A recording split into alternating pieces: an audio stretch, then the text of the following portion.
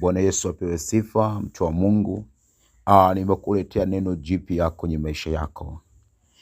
Kwa nini? Kwa sababu Mungu anapotaka kumpa mtu kitu kwenye maisha yake, haijalishi mafanikio, haijalishi ndoa nzuri, haijalishi maisha mazuri, lazima upitie kwenye kipimo cha kupimwa na yeye Mungu. Hata kupima katika mambo yote ili uweze kupata unachokitaka.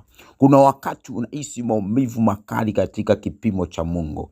Kuna wakati unapitia kwenye changamoto kubwa kwa sababu ya kipimo cha Mungu. Kuna wakati unaona hali ngumu kwenye maisha yako. Kumbe Mungu anakupima ili akupe jambo jipya kwenye maisha yako. Kuna wakati umeomba ukaona majibu. Kuna wakati umemlilia Mungu ukaona majibu kwenye maisha yako. Mungu anakupima ili alete historia mpya kwako. Hawezi kukupa unachokitaka bila Mungu kukupima. Hawezi akupi kile unachokipenda bila Mungu kukupima.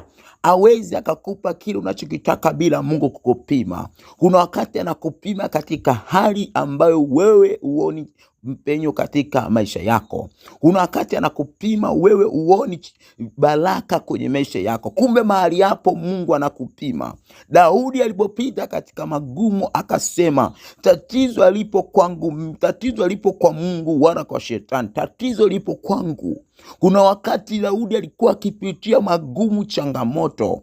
Kumbe baadaye Daudi akajua kwamba ni kipimo cha Mungu alichopimiwa. Kuna wakati Mungu anatamani akupe unachokitaka, lakini anakujaribu kabla ya kukupa.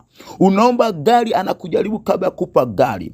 Umeomba ndoa, anakujaribu kabla hajakupa ndoa. Umeomba uchumi, anakujaribu kabla hajakupa uchumi. Lolote unalitaka kwa Mungu lazima ujaribiwe ili Mungu akupe. God bless you. Usikate tamaa. Wewe amini kwamba katika jaribu umevuka, kwa mamlaka jina la Yesu. Amen.